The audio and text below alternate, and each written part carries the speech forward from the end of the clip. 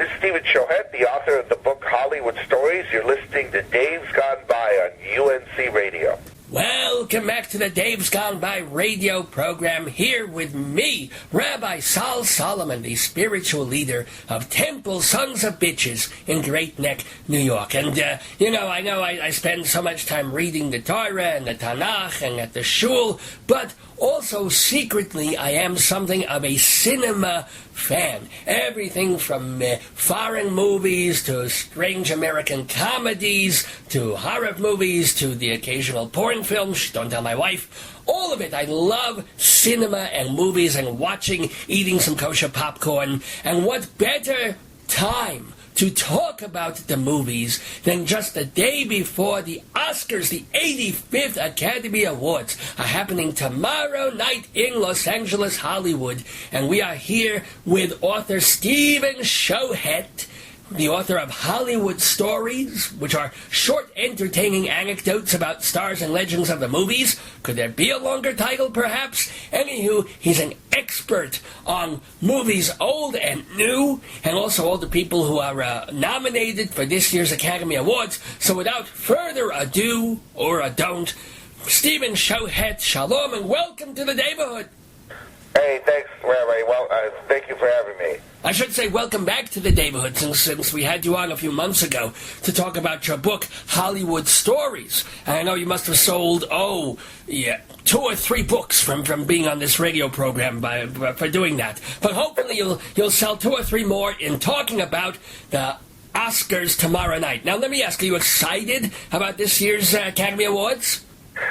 I don't know if excited is not the word. I am looking forward to watching it, and I think I get excited when they come up to the big categories and they read the envelope and you read what's in the envelope, and then there's a moment of suspense. But I don't think I have like a big game excitement in the days beforehand, no, to be honest with you, because...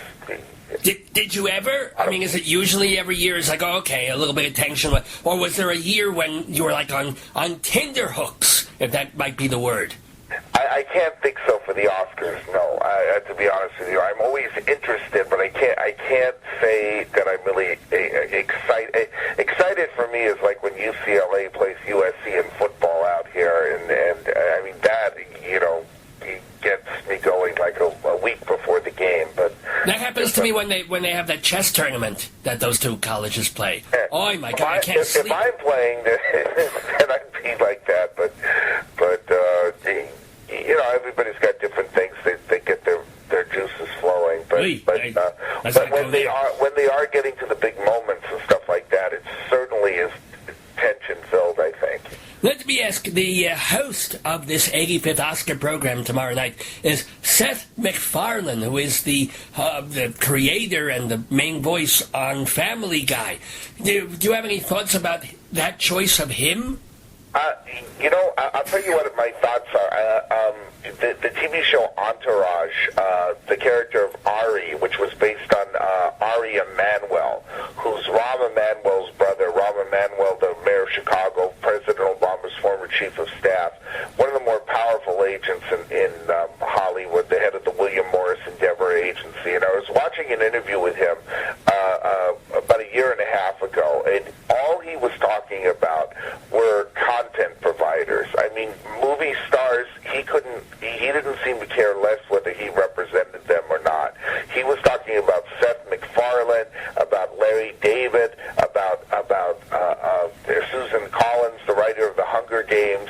So I think Hollywood has shifted quite a bit. I think the public is more aware of the creative behind-the-scenes people. I'm more aware that Joss Whedon was the writer and director of The Avengers, more aware that Julian Fellows is the creator of Downton Abbey. I think just people know this, and I think a lot of people are impressed by them sometimes, at least as much as the actors. And I think Hollywood, generally speaking, is becoming less of a movie star-driven business and more of a concept-driven business. And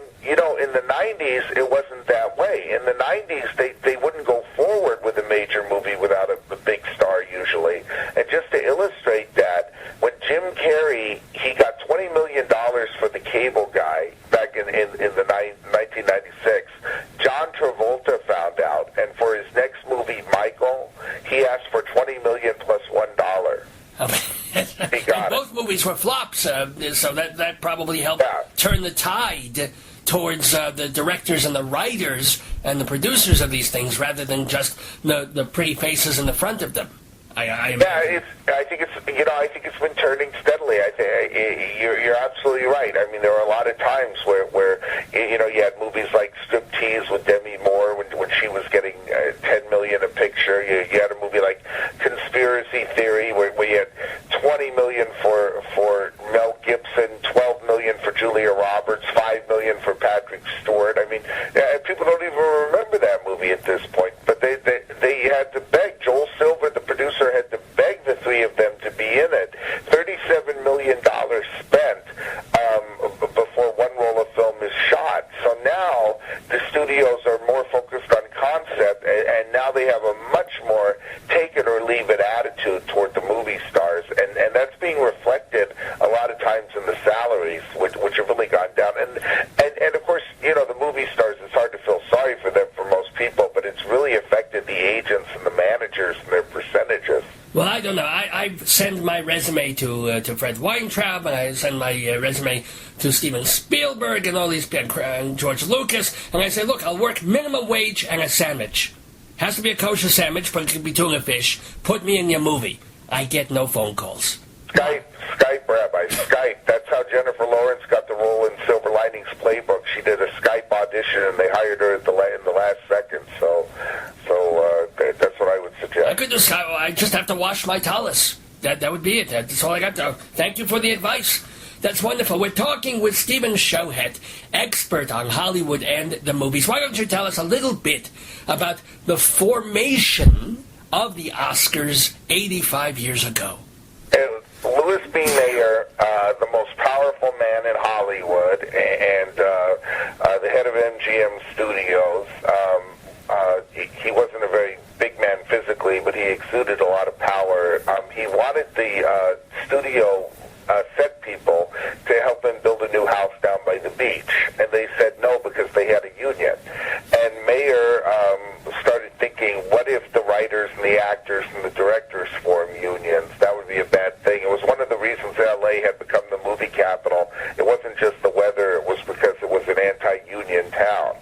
So Mayer got a bunch of big shots in the industry together, like Douglas Fairbanks and director Fred Niblo, and had meetings over at his house. And they formed the Academy of Motion Picture Arts and Sciences.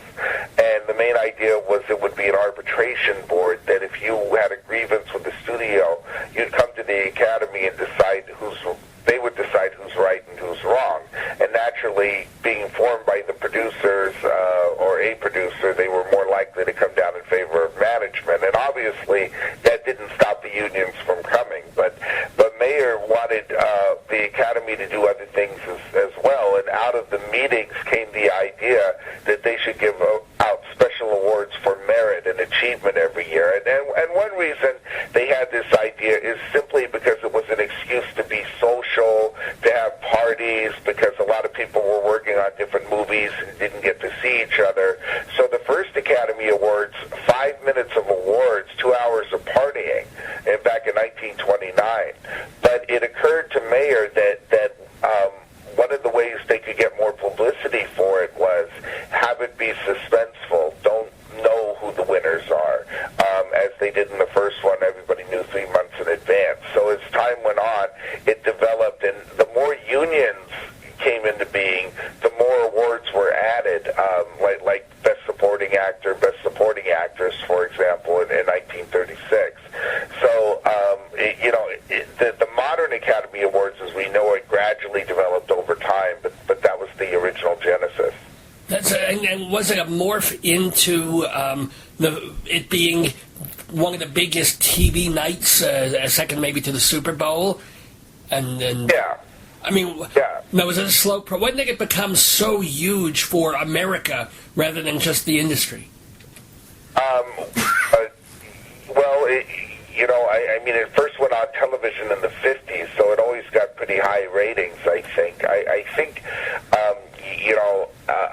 it was just a staple in the 60s and the 70s, and then I think one of the things that's happened, which which probably I couldn't give you an exact date, but probably the last 15 years or so, is that it used to be when we saw the Oscars that we were, it was films that were competing that most people had seen, like The Sting or The Godfather or Jaws, in the 1970s. And now, I think a lot of times people watch the Oscars and they haven't seen these movies, that these movies are dependent on the Oscars for their box office, like The Artist or The Hurt Locker might be examples of that. And that's one reason why since the last 4 years they've expanded the number of Best Pictures, because I think it was 2009, The Dark Knight did not get nominated.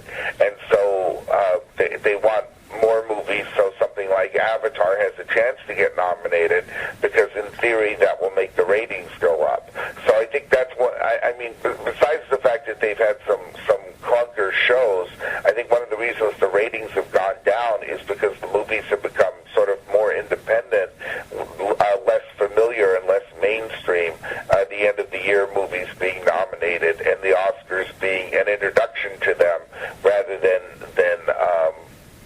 well, yeah, I mean, if you look at this year's lineup for Best Picture, I mean, okay, it's one thing they've got Les Miserables on there, and they got the Spielberg film Lincoln and Silver Linings Playbook, but there's also Amour and Beasts of the Southern Wild, whatever the hell that was. I mean, where are these movies coming from? They might be very good, but it's quite a list. It's 9 different movies.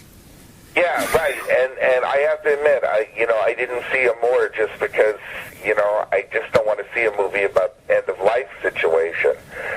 And that's what that movie is about, the elderly couple dealing with the end of life. I did see Beast of the Southern Wild, and the little girl,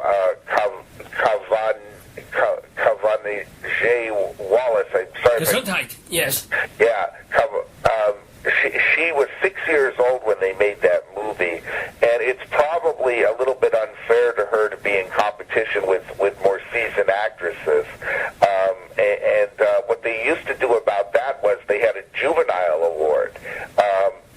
That way they could give out awards to people like Peggy Ann Garner in the movie A Tree Grows in Brooklyn, or people like Haley Mills in Pollyanna, and they didn't have to compete with the other actresses. And this would probably be a good time to have that. And they got rid of that juvenile award when Patty Duke won the Oscar for The Miracle Worker back in 1963 at the age of 16. They figured that the younger actresses could compete. But I think, Well, she's 6 years old, for crying out loud. I mean, Yeah. So they should give her a golden diaper. I don't know. Right. She's 9 now, but she was 6 when she made the movie. Are there any controversies or really sort of contentious categories or things going on at this year's Oscars? Yeah, I'd say the entire movie Zero Dark 30 is a controversy, because I mean, you got people like Edward Asner and Martin Sheen protesting publicly about the torture techniques used in that movie. You've got Senator McCain and Senator Feinstein complaining about that movie and threatening to hold hearings and threatening to call Catherine Bigelow, the director, up on the stand for how did she get that information? It's not true. But the thing is that the information is public. Leon Panetta gave an interview on Meet the Press where he said enhanced interrogation was essential in helping to capture Osama, or helping to kill Osama bin Laden. But because of that movie's subject matter and the way it was handled, that's probably why Catherine Bigelow didn't get the Best Director nomination, and probably why Zero Dark 30 doesn't really seem to have a great chance to win Best Picture. But yeah, I'd say definitely that's the biggest controversy. I think a lot of actresses who are like 20, 30, 40 years old are a bit upset that the 6-year-old, now 9-year-old little girl was nominated. I think that they consider that to be that she's not like them, that they're crafting a role and coming up with story arcs, and she maybe is just being told by the director, in this scene smile, in this scene show this emotion. I mean, it's a matter of opinion. I have a friend in the industry who thinks Beast of the Southern Wild deserves the Oscar. But I think a lot of actresses are unhappy that she got one of the 5 slots. So those are 2 controversies, and there's more. Are there any things that you feel really strongly about, either someone who was nominated and should not have been, or something that you don't think will win but really ought to, that the rest of the world would think, they just gave it a nomination, but nothing will really happen with it? Well, I think I'm not the only one saying this, but I think it's just so funny that Ben Affleck wasn't nominated for Argo. It's just so funny that he's not even up for Best Director, because Argo is just sweeping every single award, and it looks like a heavy, heavy favorite. And the last time a movie won Best Picture and didn't win Best Director was Driving Miss Daisy back in 1989. I'm sorry. Last time a movie won Best Picture but wasn't nominated for Best Director was 1989 with Driving Miss Daisy. So I just think it's so funny that they're gonna have the Best Director award, and I think it'll either be Spielberg or David O. Russell for Silver Linings winning that, and then neither of those 2 movies will win Best Picture. Argo is most likely to win Best Picture. Now, you never know. Something could surprise. My favorite movie, I didn't really have movies that I totally was in love with this year, but my favorite movie was End of Watch, about the 2 L.A. police officers, and I was a little, I don't know if sad is the right word, but I was just mildly interested that they didn't nominate it, and then I really enjoyed The Dark Knight Rises.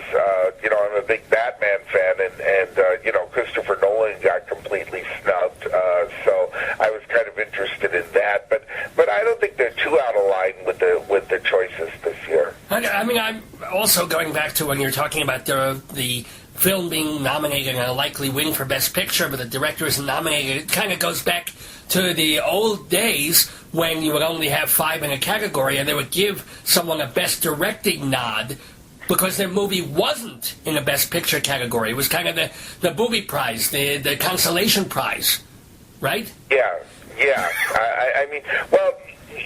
Things have changed over the years with directors, because if you go back to like the silent film days, you had this big moment where people really trusted the directors, and you had 3 major directors, Cecil B. DeMille, Eric von Stroheim, and D.W. Griffith. And DeMille had that sort of market sense, what would work and what didn't work, and most of his movies did well at the box office.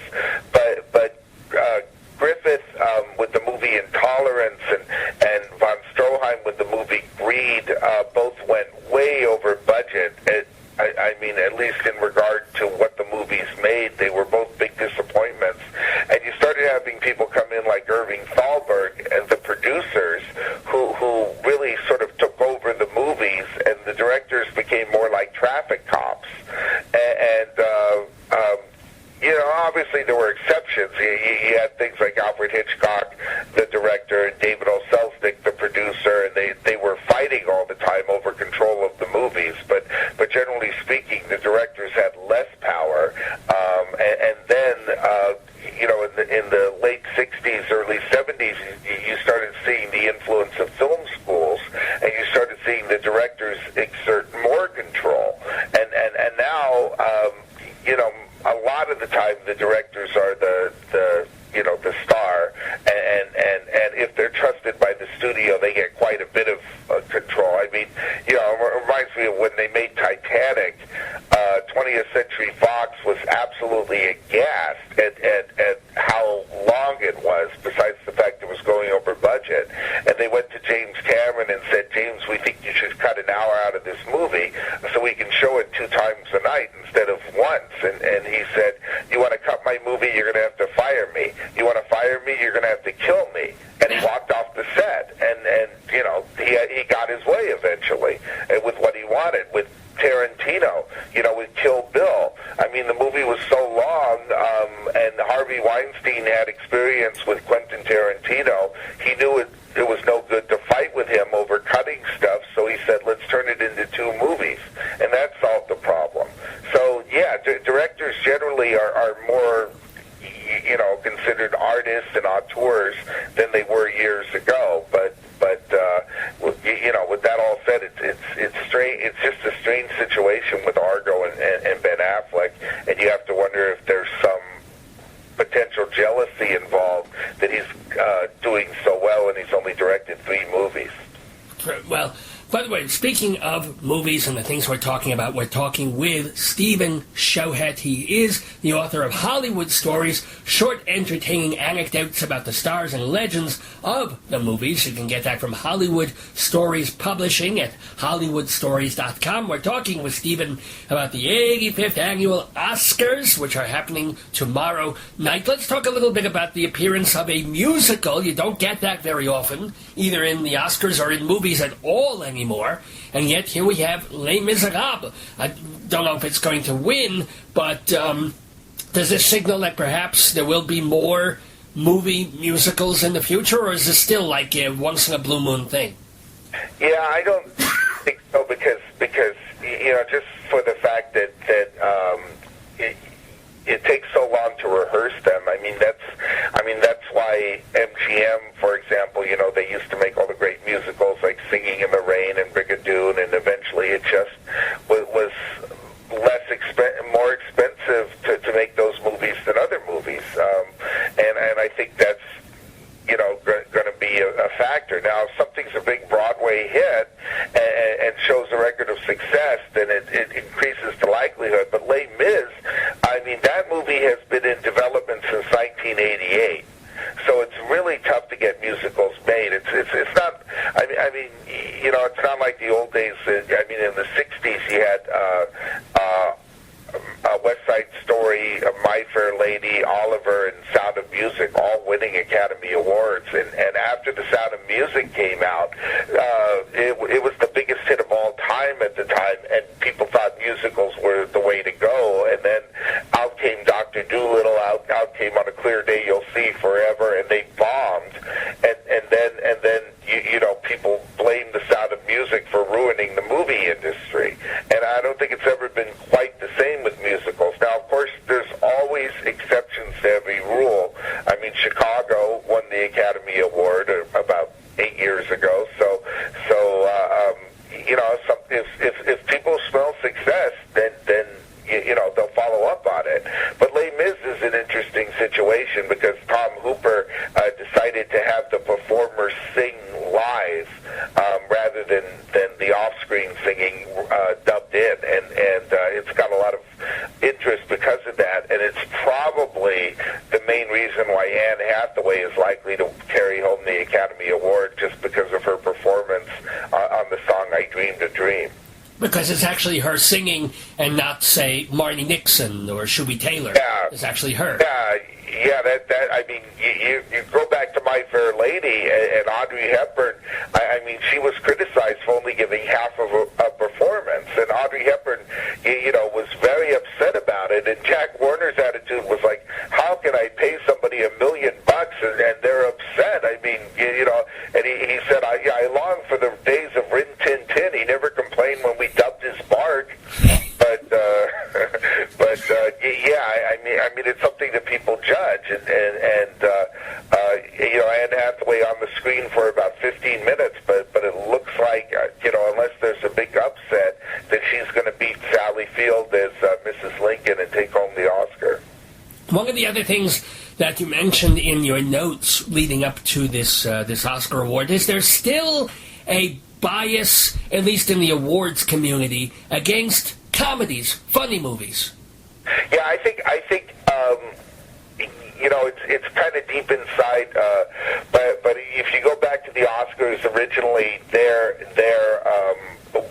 one of the reasons Louis B. Mayer started them was an attempt to get respectability for a scandal-ridden industry, and movies were still early on trying to compete with stage plays, and Paramount Studios, their original name was Famous Players and Famous Plays. So the moguls starting the movie industry were looking for prestige, and I think when you weigh them, there's always going to be that slight advantage of drama being more weighty than comedy. Now, last year, if you go on the Internet Movie Database, they list the artists primarily as a comedy. And there are some movies that have won that are considered to be comedies. Another one would be The Apartment. The classic one is It Happened One Night, with Clark Gable and Claudette Colbert. But the bottom line is, if you get two movies like Gandhi and Tootsie, Gandhi just probably has, I think they were different years, by the way, but Gandhi was, is just considered more of a heavyweight production, and probably has the advantage with the voters, and just subconsciously almost. Well, we're talking again, pardon me, with Stephen Schochet about the Oscars tomorrow night. Let's wrap this up with some of your predictions for tomorrow in some of the categories. You can say if you disagree with what you think the Academy will choose, but let's just run through them fairly quickly and see what your thoughts are about, let's say, Best Actor. You got Bradley Cooper, Daniel Day-Lewis, Hugh Jackman, Joaquin Phoenix, and Denzel Washington. Your thoughts? They're all great, all of them. Denzel Washington was great in Flight, but I don't disagree with what I think the Academy is going to do, which is Daniel Day-Lewis, who is a man who disappears. I mean, when you watch Lincoln, Sally Field and Tommy Lee Jones, they're great, but they're still there. But Daniel Day-Lewis completely disappears. I mean, he's just amazing to me. To me, he's the greatest actor in the world, and he's only been in 16 movies. And so this will make him 3 for 16. I mean, he's not even that prolific. And the things he does are just, unbelievable. Like Last of the Mohicans, living in the North Carolina woods, hunting and trapping his own food, the my left foot being paralyzed the whole time, being carried to the set. It reminds me of a story. I mean, he when Marlon Brando, he made his first movie. It was called The Men, and he played a paralyzed soldier. So he lived in the Veterans Hospital for a few weeks, confined himself to a wheelchair, and became good friends with the paraplegics. And so one day they were sitting around, they were out having a beer, and a very well-meaning nun came up and said, "Gentlemen,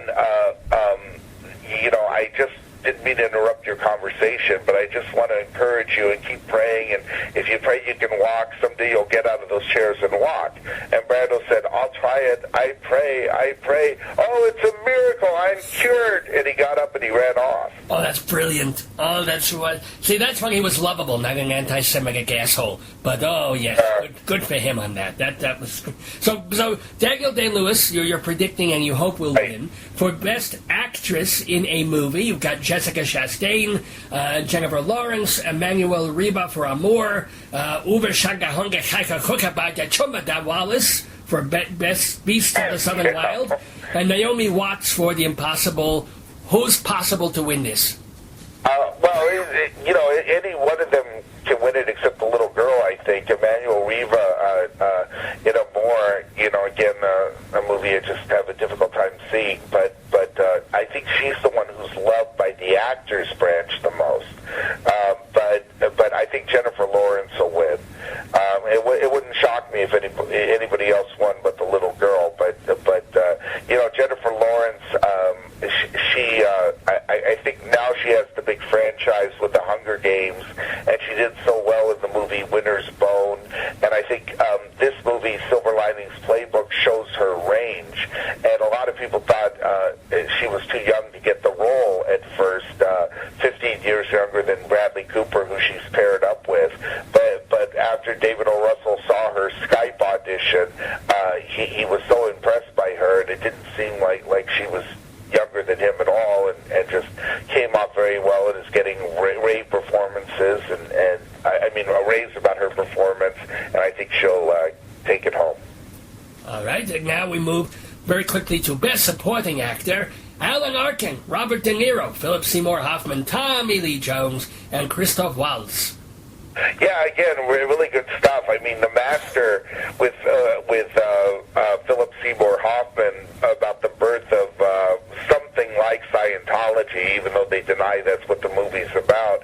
A very difficult movie to watch, but he always Niro, he thought he overplayed the role in Silver Linings Playbook, and he sort of criticized the director for having him go a little bit too big. But I think the winner will be Christoph Waltz for Django. Just because he seems to be winning the awards quite a bit. I mean, I don't know. I like Alan Arkin, you know, in Argo. I mean, he based his character on Jack Warner, actually, and I thought he was great. So if I were voting, I'd probably give it to Alan Arkin. But I think Christoph Waltz for Django will win. Waltz away with it. And then you've got the supporting actress thing, so it looks like it'll be Hathaway beating maybe Adams and Field and Helen Hunt and Jackie Weaver? Yeah, I think so. I mean, Sally Field was great, but I think the scenes, for me, Lincoln, it kind of slows down a little bit when they have the scenes with Sally Field in that movie. That the real interesting thing for me personally, you're only speaking for me, was the passage of the 13th Amendment. And when they get away from that, I think the movie slows down. Now, I mean, obviously, you know, she still did a really great job as Mary Todd Lincoln, and she really fought hard to get that role. I mean, she's 10 years older than Daniel Day-Lewis. In real life, Mary Todd Lincoln was 10 years younger than Abraham Lincoln. So she really had to struggle with Spielberg to convince him, and Daniel Day-Lewis, I think, had a lot to do with convincing Spielberg to give her that role. But anyway, Anne Hathaway, I think, will win. I think, and very, very important question and category now, the best documentary short subject. No, I'm just kidding. No one gives a crap. But we've been talking... Other people have made it, do. Of course. And yes, and then they turn up on HBO or whatever. Although, I am curious. Do you have any thoughts about the foreign movie? I wish people pay more attention to that, but you've got Amour again. I think Amour might win that one. You know how that is. They give it to it for the. I mean, I haven't seen those movies, but you know, I just think when it's got that Best Picture nomination, you know, then they'll recognize it in the Best Foreign nomination. So you know, I mean.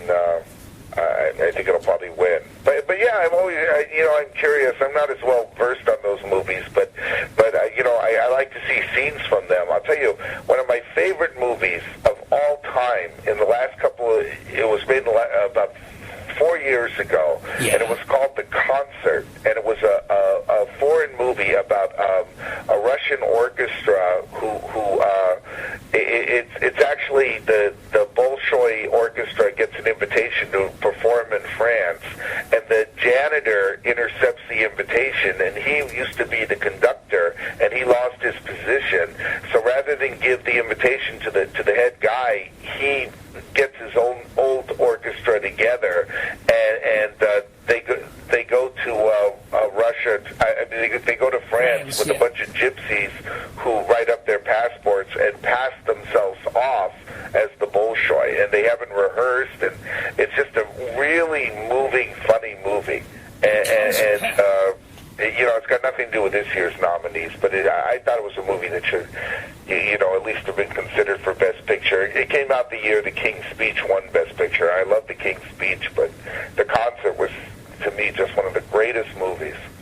It's wonderful to be talking about the movies that we love and how they make us feel, and even better to talk with an expert on the subject like Stephen Schochet. Everybody, you have to go to HollywoodStories.com to pick up a copy of his book called Hollywood Stories. It's full of anecdotes about stars of yesteryear and also today year, I guess would be what we would say. He'll be watching the Oscars, so will we all. Stephen Schochet, thank you so much. You are wonderful. Thank you for sharing your movie love and movie lore in the Daverhood. Thank you, Rabbi.